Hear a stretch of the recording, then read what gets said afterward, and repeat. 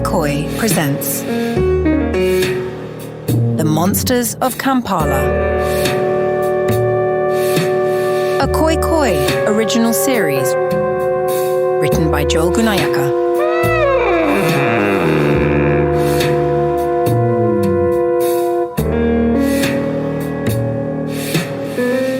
Chapter 4. The Blue Nile.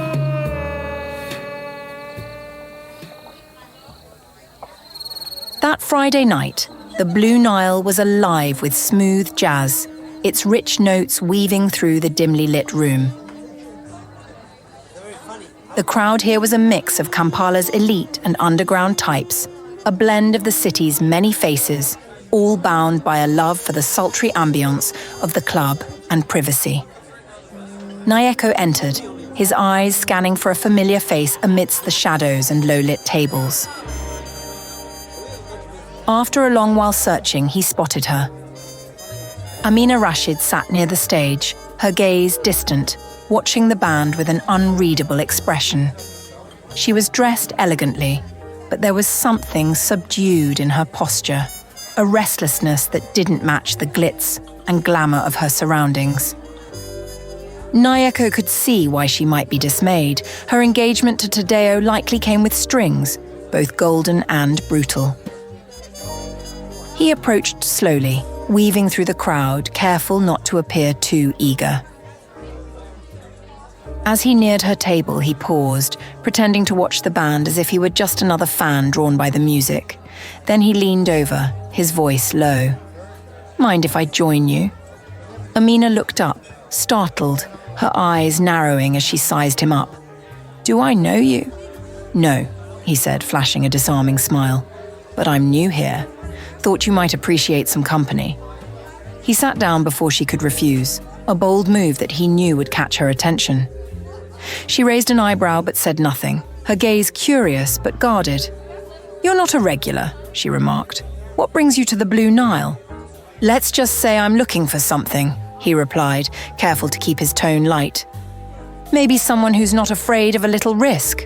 Amina laughed, a sharp sound that carried a hint of bitterness. "Risk? Most people in this club avoid it like the plague. Kampala's a city where people like to play it safe." Nyeko leaned closer, his voice barely above a whisper. "And yet, you don't seem like the type who plays it safe." She held his gaze, studying him with a mix of suspicion and intrigue. "You don't know me?" "No," Nyeko agreed, "but I've heard of you. And I know who you're engaged to." He let the words hang in the air, watching her reaction carefully. Her expression hardened. "You know nothing about me or my life. And if you're here to stir up trouble, you've chosen the wrong person." Nyeko kept his composure, giving her a slight nod. "I'm not here to cause trouble for you, Amina. In fact, I think we might have a common interest." She glared, her eyes flicking to the people around them as if to check for prying ears. "And what interest would that be?" Nyeko took a deep breath, his voice steady and calm. "Getting out from under Tadeo's thumb. I can't imagine it's easy to live with a man like him watching your every move." Her eyes flashed with something, anger, frustration, perhaps even a hint of fear. But she quickly masked it, her expression turning icy. "Who are you?" she demanded.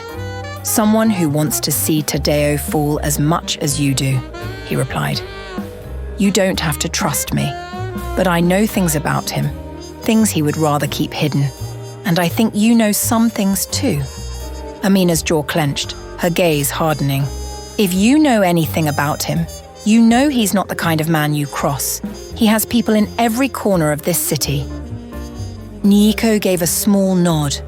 "I'm aware, but that doesn't mean he's untouchable. You have power, Amina. You're closer to him than anyone else, and that gives you something no one else has." She looked away, her gaze fixed on the stage as if she could tune him out. But Nyeko could see the conflict in her expression, the desire to escape, the fear of the consequences and the spark of hope he'd kindled with his words. After a long silence, she spoke again, her voice barely audible. "If I help you, if I even consider this, You have to promise me one thing." Nyeko leaned forward, his eyes intent. "Anything." "When this is over, you'll make sure Tadeo never comes near me again. No more watching, no more threats, no more control." Her gaze met his, a flicker of desperation and steel in her eyes. "I want him gone, completely." Nyeko reached across the table, offering his hand. "You have my word. Help me, and I'll make sure you're free." She stared at his hand for a moment before reaching out and clasping it, sealing the deal. "All right," she murmured, her voice a blend of fear and resolve. "I'll help you, but if we're going to do this, we'll have to be careful. Tadeo has ears everywhere, and if he suspects even for a second—" "He won't," Nyeko assured her, a steely determination in his voice. "We'll stay one step ahead." As they sat together in the shadows of the Blue Nile, the weight of their alliance settled between them. A fragile bond in a city filled with darkness, one that could either break them or bring Tadeo's empire crashing down. They had both made a choice, a dangerous one, but it was the only path left. The wheels were now in motion, and there was no going back.